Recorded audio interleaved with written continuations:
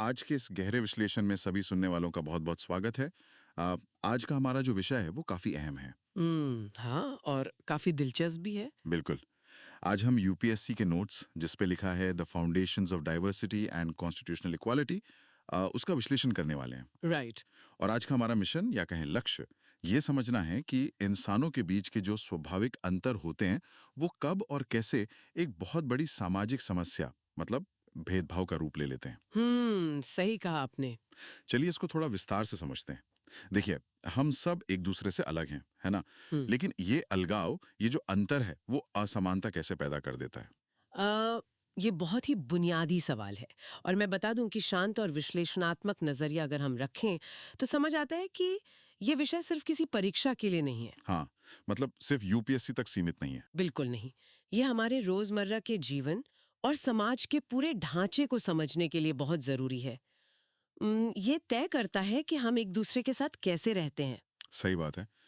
तो शुरुआत में जो मैंने सवाल उठाया था कि अंतर समस्या कब बनता है, तो मुझे लगता है सबसे पहले हमें विविधता और भेदभाव के बीच का असली फर्क समझना होगा। हाँ, ये अंतर स्पष्ट होना बहुत जरूरी है। इसके लिए ना सोचिए, एक बहुत ही सटीक और सरल उदाहरण है मेरे पास। सोचिए एक बगीचे में अलग अलग रंगों के फूल खिले हैं। अच्छा। ये विविधता है जो उस बगीचे की खूबसूरती बढ़ाती है। लेकिन अगर माली सिर्फ लाल फूलों को पानी दे और बाकी रंगों के फूलों को सूखने के लिए छोड़ दे, है ना, बिल्कुल, बाकी रंगों को सूखने दे, तो वो भेदभाव है। ये काफी अच्छा उदाहरण दिया आपने। और यहाँ जो बात सबसे दिलचस्प है वो ये कि स्रोत भी यही बताते हैं कि विविधता महज लोगों के बीच के अंतर को दर्शाती है। जो समाज को समृद्ध करती है, एक तरह से एकता लाती है।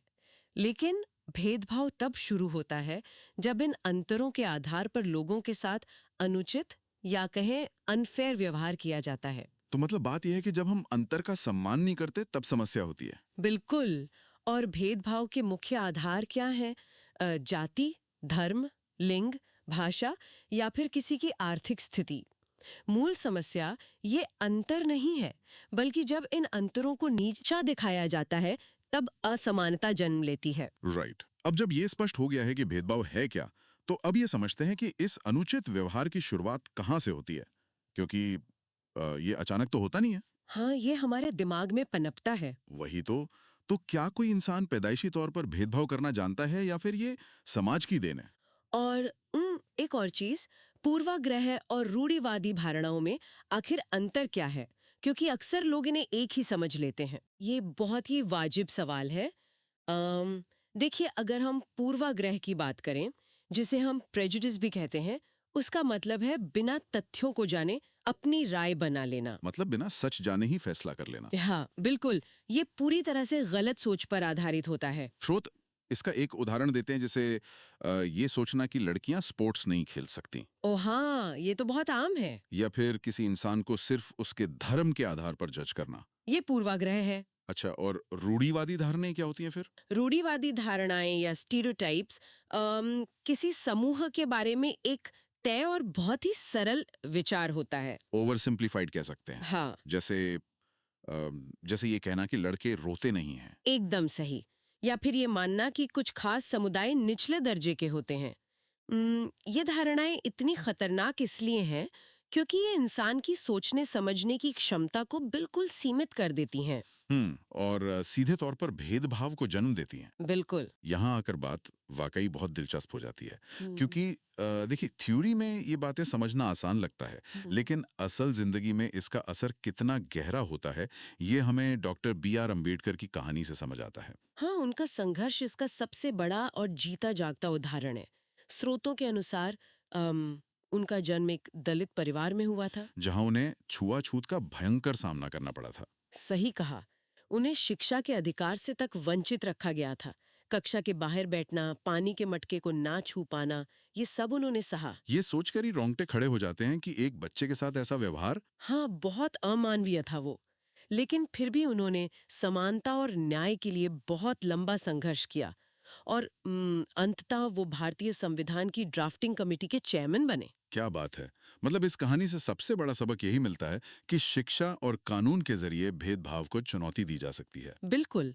और स्रोत भेदभाव के 4 मुख्य रूपों की भी चर्चा करते हैं जो हमें आज भी समाज में दिखते हैं। अच्छा, वो 4 रूप कौन से हैं? पहला है जाति आधारित भेदभाव, जिसमें छुआछूत और सामाजिक बहिष्कार शामिल है।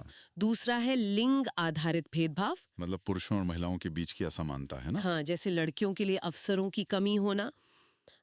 तीसरा है धार्मिक भेदभाव, जहां अल्पसंख्यक समुदायों के खिलाफ पक्षपात होता है। और चौथा है आर्थिक भेदभाव, यानी गरीब लोगों के साथ अनुचित व्यवहार। ये चारों ही समाज को दीमक की तरह खोखला कर रहे हैं। बिल्कुल, इसके परिणाम बहुत भयंकर होते हैं। समाज में असमानता बढ़ती है, इंसान के आत्मसम्मान को ठेस पहुंचती है। और लोगों को अवसर नहीं मिलते, जिससे अंततः सामाजिक संघर्ष होता है। सही कहा आपने। तो इन सब बातों का आखिर मतलब क्या निकलता है? डॉक्टर अंबेडकर के संघर्ष और भेदभाव के इतने विनाशकारी परिणामों को देखने के बाद अगला सवाल यही आता है कि इस सिस्टम ने इससे बचने के लिए क्या उपाय किए हैं? उपाय किए गए हैं और वो काफी मजबूत भी हैं। तो इतनी गहरी समस्या का समाधान है क्या? क्या सिर्फ नियम बना देने से सब कुछ ठीक हो जाता है? सिर्फ नियम नहीं, बल्कि हमारे पास संवैधानिक सुरक्षा है। भारतीय संविधान ने हमें कुछ बहुत ही मजबूत हथियार दिए हैं जो न्याय, स्वतंत्रता और समानता को बढ़ावा देते हैं। तो क्या हम उन हथियारों या अनुच्छेदों के बारे में थोड़ा जान सकते हैं? बिल्कुल। स्रोत विशेष रूप से 3 अनुच्छेदों का जिक्र करते हैं। सबसे पहले है अनुच्छेद 14। ये कहता है कानून के सामने समानता। मतलब कानून की नजर में सब एक बराबर है। हाँ। फिर आता है अनुच्छेद 15। ये किसी भी प्रकार के भेदभाव की सख्त मनाही करता है, चाहे वो धर्म, जाति या लिंग के आधार पर हो। राइट। और तीसरा कौन सा है? तीसरा और बहुत ही ऐतिहासिक है अनुच्छेद 17। ये छुआछूत का पूर्ण रूप से उन्मूलन करता है, इसे अपराध घोषित करता है। ये तो वाकई बहुत जरूरी कदम थे। लेकिन क्या सिर्फ कानून बना देना काफी है? नहीं, बिल्कुल नहीं। स्रोत भी यही बताते हैं कि सिर्फ कानून काफी नहीं है। शिक्षा, जागरूकता, विविधता के प्रति सम्मान और सभी को समान अवसर देना भी उतना ही जरूरी है।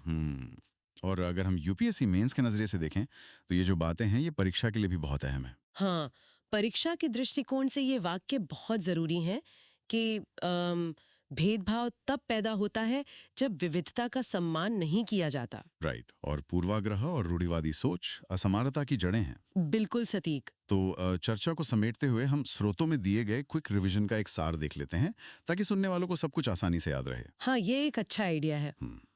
तो विविधता यानी अंतर, पूर्वाग्रह यानी गलत सोच, और रूढ़िवादी धारणा यानी एक तयशुदा विचार। बिल्कुल। और अंत में भेदभाव मतलब अनुचित व्यवहार। तो अपनी चर्चा को खत्म करने से पहले क्या आपके पास कोई ऐसा विचार है जिस पर हमारे सुनने वाले सोच विचार कर सकें? हाँ, एक बहुत ही विचारोत्तेजक सवाल है स्रोतों के आधार पर। देखिए, संविधान ने कानूनी तौर पर अनुच्छेद 14, 15 और 17 के जरिए समानता तो स्थापित कर दी है। राइट, कागजों पर तो हो गई है। लेकिन सोचने वाली बात यह है कि क्या हमारे समाज ने असल जिंदगी में इन पूर्वाग्रहों को पूरी तरह से पीछे छोड़ दिया है? या फिर हमने सिर्फ भेदभाव करने के अपने तरीकों को और ज्यादा आधुनिक बना लिया है? क्या असली समानता सिर्फ कानून की किताबों में है या हमारे दिलों में भी आ पाई है? ये वाकई एक बहुत गहरा सवाल है, सोचने पर मजबूर कर देता है कि हम आज कहाँ खड़े हैं। तो इसी सवाल के साथ हम आज के इस गहरे विश्लेषण को यहीं समाप्त करते हैं। सुनने वालों से गुजारिश है कि वो इस पर विचार जरूर करें। बिल्कुल। जुड़ने के लिए धन्यवाद।